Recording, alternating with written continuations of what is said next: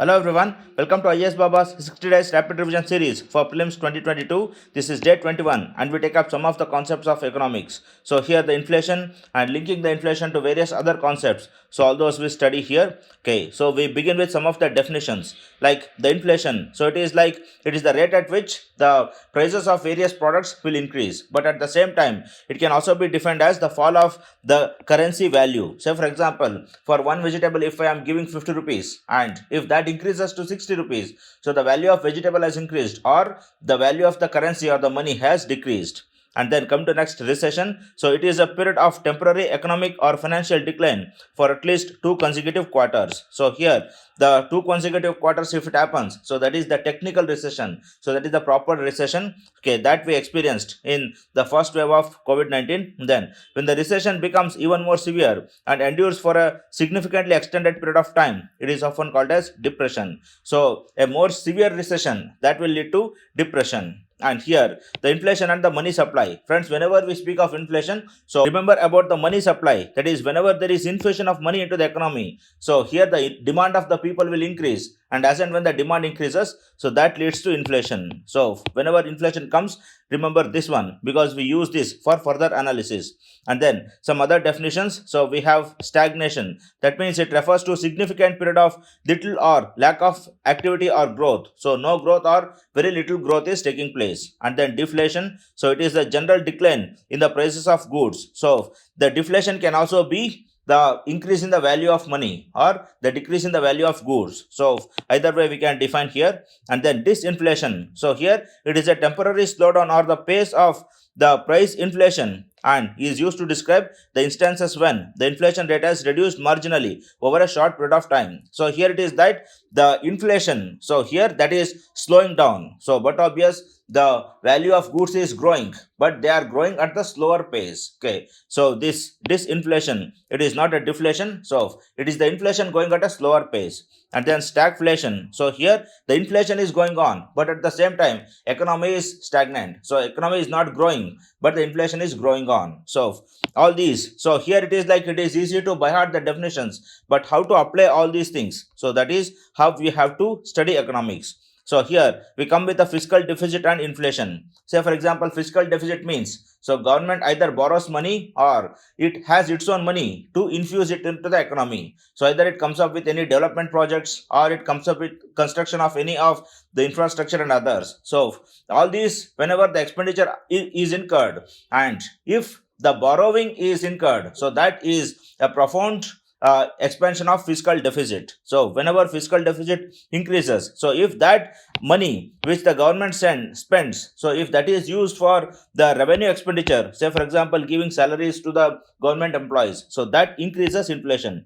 At the same time, the same money if it is used to construct, okay, to construct the infrastructure, roads and others, so here the construction of infrastructure, so that will ease the transportation cost, so that can reduce inflation of the vegetables, fruits and other transported commodities. So here both can happen. So here it is like the fiscal deficit can give rise to inflation. Yes, the statement is true, but fiscal deficit always gives rise to inflation. That statement is extreme and it falls because both the sides it can happen. So this goes with the famous statement that we will borrow to construct, not to consume. So Raghuram Rajan sir's famous statement. Then moving next, currency devaluation and inflation.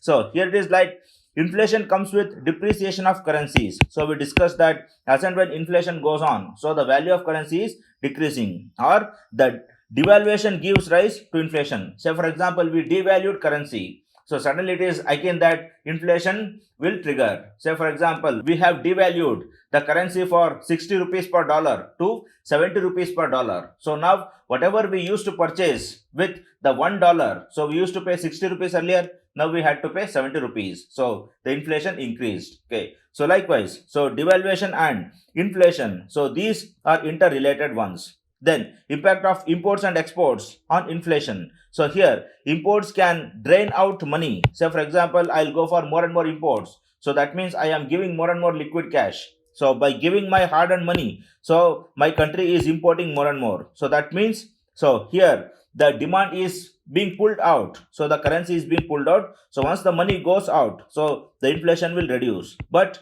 the exports, so exports will bring more and more liquidity into the economy. Okay, so everybody who exports his goods, so he will earn more and more income and his demands will grow.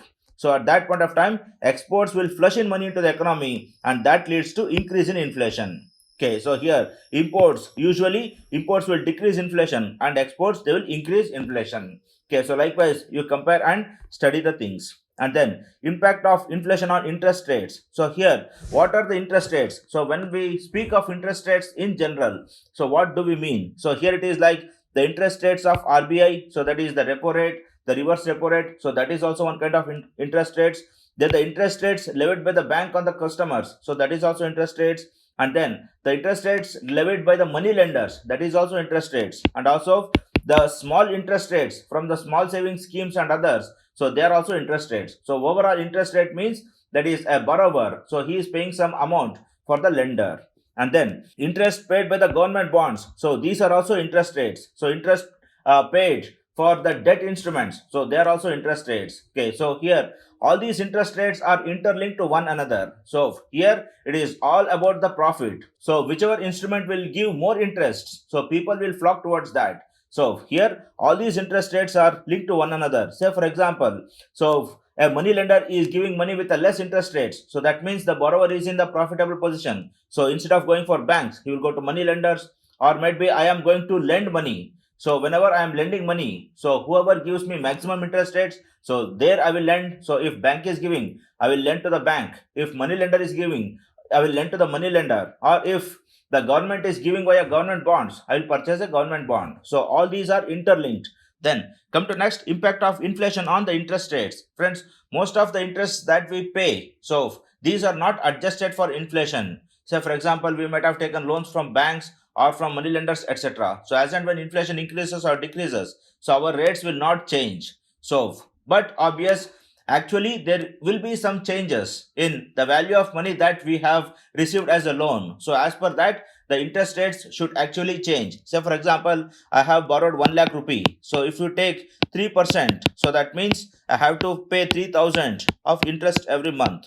And now if the inflation increases, so now the value of this 1 lakh rupee decreases. So we said that as and when inflation rises, so the value of money decreases. So now the 3,000 which I pay, so this is too much for this 1 lakh rupee whose value has decreased. Okay, so this 1 lakh rupee now after inflation, so that is not worth of this 3,000 rupees of interest. So that is why as and when that inflation increases or decreases, so even the interest rate, so that should increase or decrease. But this will not happen wherever we have the constant interest that we are paying. So that is why we are coming up with the inflation indexed bonds or inflation indexed loans. So as and when the inflation goes up and down, so as per that, the interest rate that we pay, so that also changes. Okay, so here the stock exchanges are the very good indication wherein the interest rates or the dividends and the inflation will be linked with each other. So before going to the stock exchanges, we will have a brief look on the dividends. So again, we discussed about the interests of the RBI, banks, money lenders and others. So here this is again linked to the share markets. So as I said, all are going behind the profits. So here we have one more investment channel, that is the stock market. So here we have the debt instruments and then the shares. Okay, so if bank is giving more interest for me, I will go to bank. Or if any company is giving me more dividends, I will go and invest on the shares. Or if any company is giving me the debt instruments, I will go and purchase that debt instruments. Okay, so again it is like all these interests and dividends, so they are interlinked to each other. So now we discuss like the varying interest rates. So here we have the low demand and recession. Say for example, there is no demand at all in the economy and recession is going on. So here the decrease in interest rate, so that is equal to increase in the bank borrowings, so demand increases. So once the recession is going on, so that means no one wants to take the loans. So that means the bank will offer more and more loans, so that they have to entice the customers. So whenever they are enticing the customers, then they will have to reduce the interest rates. So they will offer that enticed loans with the help of these nice offers with less interest payments. Okay, so now the people will go and start borrowing and whenever they start borrowing, so that will trigger a chain reaction, and that will infuse more and more demand. So once people get the money, so then the demand increases, they start business activity, or they'll purchase something, or something will happen. Then too much borrowing, so due to too much of borrowing, then the demand exceeds the production level. Okay, so now people have too much of money once they have borrowed too much, and now that inflation increases a lot. So whenever that inflation increases and whenever people are borrowing too much, so now the banks need not provide these offers. So now banks will also think about profits. Now they start increasing the interest rates. Now there are too many competitors, people are ready to buy the loans. So now why should I offer interest? So give me more interest. So now when the interests are increased, so again the people will stop taking the loans. So this is how the cycle goes on with the interest rates and the inflation. Okay, so it is like once the inflation increases, so the government and the banks, they will try to reduce that inflation by adjusting the interest rates, and once the interest rate decreases, so they will entice so that inflation should pick up. So totally speaking, the inflation should be kept in a moderate level. Okay, say for example the encasing committees, that is 4 plus or minus 2. So this is the one, the range where the interest rate has to be kept. So else too much of inflation or too less inflation, so both are harmful for an economy. Then come to next, monetary policies and inflation. So here we all know this, it is an easy topic. So here whenever the inflation is lower, okay, so the RBI also steps in so that it wants to infuse the demand. So here the repo rates and others policy rates will be reduced. So whenever the policy rates are reduced, so banks will go and purchase the money, and when the banks purchase money, so they will also give the loans with the less interest, and people will purchase the loans from the banks. Okay, so that leads to influx of money, and then that increases the inflation. And then high inflation, so here the RBI goes with the hawkish policy and it increases the interest rates. So once the interest rate increases, then the demand of the people and the banks to purchase loans will reduce, and automatically that fall of interest so takes place. So this is how the monetary policy and inflation, so they are interlinked to each other. Then measures taken by RBI to manage COVID times. So the term liquidity facility of 50,000 crore to ease access to emergency health service. So some 50,000 crore liquid cash, so that was infused by the RBI, so this would help the government for the health infrastructure. And then the special long-term repo operations, so that was given to the small finance banks. So that means for a long term, so they could have purchased the loans and they would have given loans for the long term, so that these long-term loans, so these are the initiations of the capitals. So you are only capital investors, so they will take up these long-term loans. So this is an initiative to boost the business activity. And then lending by small finance banks to the microfinance institutes, so to be classified as priority sector lending. So whenever SFBs, so small finance banks, when they lend to the microfinance institutes, so now that is categorized as the priority sector lending, and the interest rates will be less, so that more and more microfinance institutes will purchase the loans. Then credit to micro, small and medium enterprises, so easy loans were given to MSME sector. And then resolution framework 2.0 for COVID. So here like the stressed asset resolution or NPA resolution were taken up on a speedy basis, and by resolving the stress assets, so they are re-triggering the businesses of that loss incurred company. And then relaxation in the overdraft facility of state governments. So here the state governments, they can draw more than their accounts, so their capacity. Say for example, if a state has say 2 lakh crore in a bank account, so they can go ahead and draw 2.5 lakh crore. That overdraft facility, you all know that, so that was given to the state governments so that they will meet the emergency requirements. Then the recent measures taken by the government, so this is not RBI, this is the government now. So here to combat COVID-19 with knowledge, technology and innovation, so Ministry of HRD, so that came up with UPSC scheme, so any new knowledge and suggestion or technological suggestions, they were welcome during the COVID times. And then Ujjwala scheme, so it is not Ujjwala scheme. Here the government provided free LPG refills for 3 months to over 8.3 crore poor women. So for 3 months free LPG cylinders. Then Finance Ministry announced that it will make an immediate release of rupees 18,000 crore in the tax refunds to the individuals. So tax refunds were given and then government decided to double the collateral free loan amount for women in the self-help groups, that is up to 20 lakh collateral free loans were given. And then the wages under MG Narega, so that was hiked to rupees 202 from rupees 182. And then individuals could now withdraw 3 months salary from the employees provident fund, so from the EPF. So whatever amount that has been collected there, they could have withdrawn the 3 months salary. Then the National Social Assistance Program, so here more and more old age pensions, so they were disbursed for the old age people. Then construction workers received financial support under the Building and Construction Workers Fund, so this one. Then nearly 20 crore women Jandan account holders received rupees 500 each in their account. And then the Pradhan Mantri Garib Kalyan Anna Yojana, so according to this, so earlier the PDS whichever are given for those beneficiaries, so double quota was given. So that means, so whatever quota they had, that is 5 kg of rice, 1 kg of wheat, so likewise, so one more of such set, so double quota was given to them, and the second quota, so that was given free of cost to them till the COVID-19 was over. Okay, so remember all these schemes. Okay, so there were several steps taken up, but here some of the unique schemes were there, so that's why I brought it here. Then financial inclusion index, so the index will have 3 measurement dimensions, so that is access to financial services, then usage of financial services, and the quality of products and the service delivered. So these are also the G20 financial inclusion indicators, and this was released by Department of Financial Services, Ministry of Finance, Government of India. So basically this financial inclusion, so that will check the financial inclusion of various citizens. That means how the citizens, so they will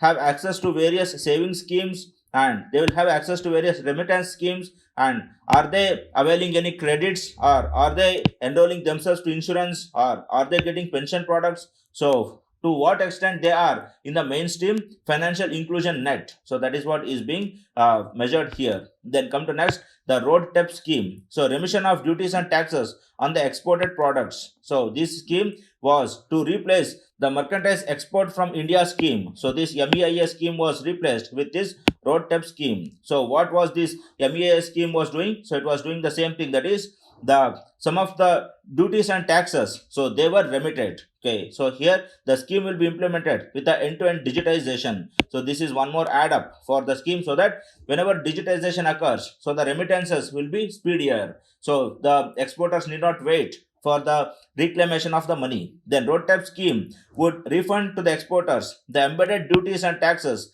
that were so far not being rebated or refunded. So for example, so VAT on the fuel used in transportation. So whenever the transportation of finished goods happen, so that the VAT on fuel, so that has to be rebated, because that fuel they are spending for the business purposes, not for their own purpose. And then the mandi tax, so whatever the market tax they are paying, so that is also being refunded. And then duty on electricity used during manufacturing, so the electricity bill of the factory, so that is also being remitted. So these are some of the ones. Then Gati Shakti master plan, so this program is an umbrella integrator of rupees 101 lakh crore worth of projects under the national infrastructure pipeline. So that means there are various schemes for infrastructure, so all are being integrated and they are being clubbed, so that so many holistic infrastructures will be developed in future. So here Gati Shakti is a digital platform that will bring 16 ministries and departments including railways and roadways together,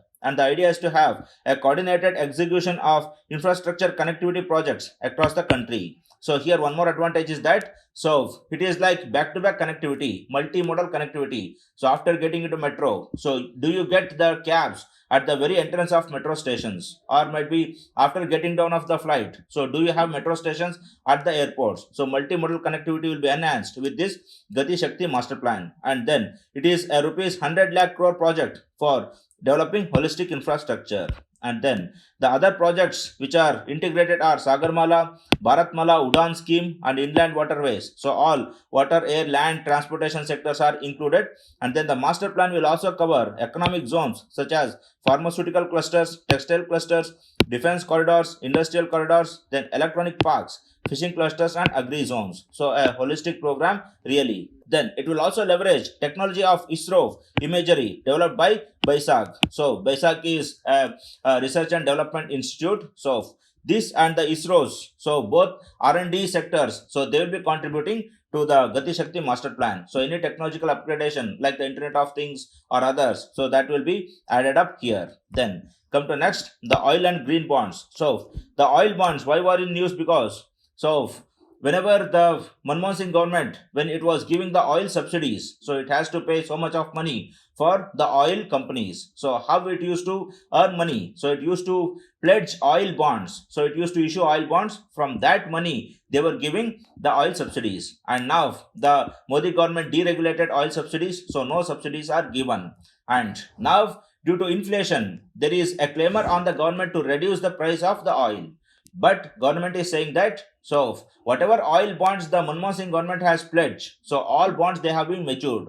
So they have been matured means now the government has to pay them back the money with interest. So at this point of time, if they reduce the oil prices, so they don't have any money to pay for these bonds. So that is why the price reduction so is not possible. So that is what the reason. So here in that context, the oil bonds, so these are special securities issued by the government to oil marketing companies in lieu of cash subsidy. And then these bonds are typically of a long-term tenure, that is 15 to 20 years of tenure. And then budget documents show that such bonds will be up for redemption from 2021 to 26. So they were given in 2010 to 2015 and now they are up for redemptions. That means they have matured and government has to pay back the money. Okay, so this was oil bond. And then green bond. So green bond is a fixed income instrument designated specifically to support the climate related environmental projects. So if I am a company and I'm coming up with the environmental friendly products, so then I can pledge the green bonds. So even though I am giving less dividends, but there are some environmental activists or maybe the environmental savvy people, so they will purchase my bonds to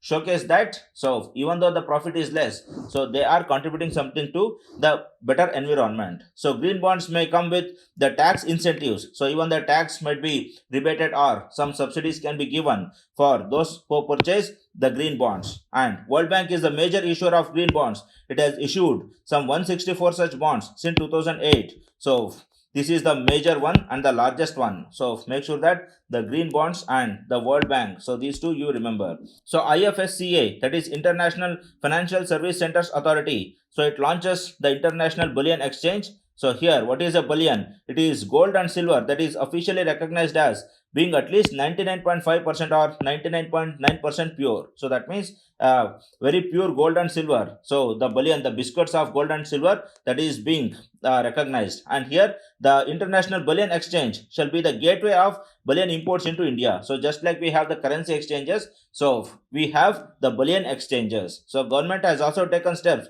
to notify bullion spot trading and bullion depository receipts. So just like how we have commodity derivatives or any others, so here also we have the bullion derivatives and bullion depository receipts, bullion spot trading, so all these. So nothing like the agri commodity derivatives means we are investing on the agri product or we are taking the shares on the basis of that pledged good, that is agriculture commodity. And here the pledged good is the gold and silver bullion. So that is the only difference. So nothing more than that. Then significance of International Bullion Exchange. So that is it brings all the market participants at a common transparent platform for bullion trading, and then it provides an efficient price discovery for the bullion. So from now on, so we won't be having so much of volatility in the gold and silver prices. Then assurance in the quality of gold, so we get 99.5 to 99.9% of gold. Then enables greater integration with other segments of financial market. So this bullion exchange and the bullion trade, bullion depository receipts, so all these can integrate with other derivatives and other financial instruments. Then helps establish India's position as a dominant trading hub in the world. So we can have a great hub in this bullion exchange. Okay, so these are some of the topics for today. Then come to the last part, friends. So it is not easy that we study and we finish off the books and then we are ready for the exam. So it takes some immense hard work and it takes some efforts to make sure that we are revising, we are keeping it in memory, so and we are applying it in the exam hall. So many people can fail in various stages, and those who succeed in all the stages, so starting from the reading, then revision, then analysis, application in the exam hall, and giving the best in the exam hall. So all these, so it takes that perseverance and it takes some motivation. So make sure that you're all motivated, and even if you fail in 1 or 2 attempts, so make sure that all 6 attempts or whatever attempts you have, so you give it with the utmost interest, with the utmost dedication, and with the same motivation. So never give up until the destination is reached. So do it. All the very best. Good luck, friends.